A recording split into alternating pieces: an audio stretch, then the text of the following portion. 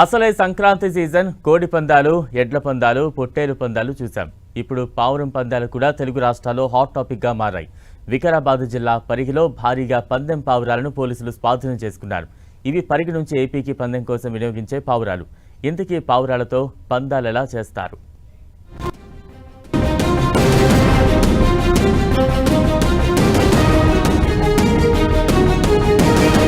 వికారాబాద్ జిల్లా పరిగిలో పావురాలతో పందాలు కాస్తున్నారన్న అంశం కలకలం రేపింది. గుర్తు తెలియని ఇద్దరు వ్యక్తులు ట్రాలీ ఆటోలో 20 బాక్సుల్లో దాదాపు 300కు పైగా పందెం పావురాలను ఎగరేస్తూ స్థానికులకు కనిపించారు.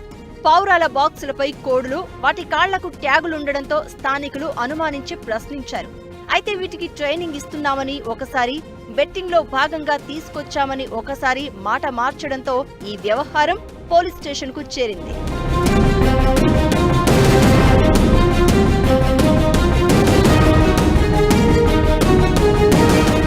ఎందుకు వదులుతున్నారు అని అడిగిన. ఎన్ని బాక్సులు లేదు? మొత్తం 2 బాక్సులు వదిలేదు. 2 బాక్సులు వదిలి 2 బాక్సులు వచ్చి వీడియో తీసి నాకు డౌట్ వచ్చింది. ఇంతకు ఇప్పుడు ఆల్రెడీ చైనాలో కొత్త వైరస్ అయింది కదా, ఇప్పుడు కూడా ఏమైనా పావురాల నుంచి వైరస్ ప్రాబ్లమా ఏదో నాకు అనుమానం వచ్చి పోలీసు వాళ్ళకు సమాచారం ఇవ్వడం జరిగింది. పోలీసు వాళ్ళు అప్పుడే రమ్మని చెప్తే ఆటో తీసుకొచ్చి పోలీస్ స్టేషన్ లో ఇవ్వడం జరిగింది. సంక్రాంతి సమయం కావడంతో పావురాలపై కోట్ల రూపాయల బెట్టింగ్ జరుగుతుంది. నిజానికి తమిళనాడులో అనాదిగా పావురం పందాలున్నాయి. వీటికి రాగులు, సజ్జలు, పిస్తా, బాదం పెట్టి పందెం కోళ్లను పెంచినట్లు పెంచుతారు. ఆన్లైన్ ద్వారా పిజియన్ క్లబ్లను ఏర్పాటు చేసి పందాలు నిర్వహిస్తారు.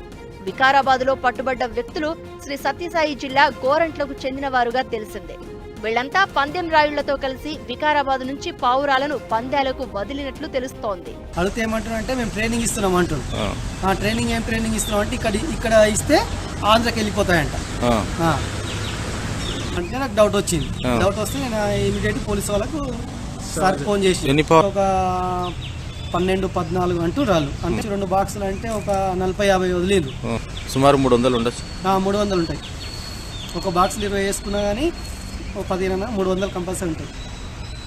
ఇంతకీ పావురాలతో పందాలు ఎలా కాస్తారన్న అనుమానం రావచ్చు. పావురాలు పూర్వం నుంచి మంచి మెసెంజర్స్. ఒక చోటి నుంచి మరో చోటికి సందేశాల్ని తీసుకెళ్లేవి. క్రీస్తు పూర్వం నుంచే ఈ విధానం ఉందని చారిత్రక ఆధారాలు ఉన్నాయి. పైగా పావురానికి జియో మ్యాగ్నెటిక్ కంపాస్ సిస్టమ్ ను గుర్తించే నైపుణ్యం ఉంటుందని అంటారు.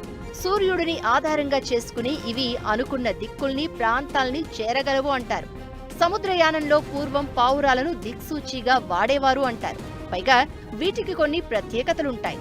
ఎంత దూరంలో తీసుకెళ్లి వదిలినా తమ గమ్యాన్ని గుర్తించి ప్రయాణించగలవు.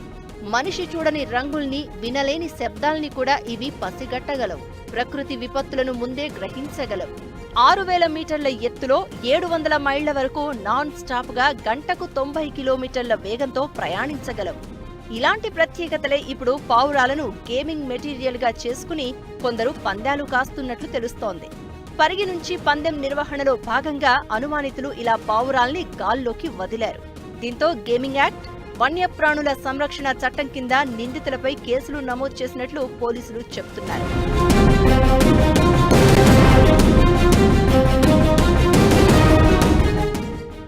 మన పరిగి పోలీస్ సిబ్బందితో పాటు అక్కడ రైడ్ చేయడం జరిగింది. రైడ్ చేస్తే కొన్ని పావురాలు అప్పటికే పైకి ఎగరేశారు. ఆ పావురాలకు మిగిలిన పావురాలను చూస్తే అక్కడ ట్యాగ్స్ ఉన్నాయి వాటి కాళ్ళకి. ఆ ట్యాగ్స్ ఏందని వాళ్ళని ఎంక్వైరీ చేస్తే అక్కడ 2 వ్యక్తులు షేక్ మునావర్ అండ్ బాబా జాన్ అనే 2 వ్యక్తులు ఉన్నారు.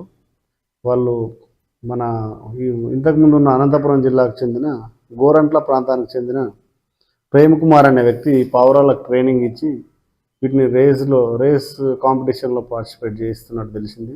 గేమింగ్ యాక్ట్ ప్రకారం వాళ్ళపైన కేసు నమోదు చేయడం జరిగింది.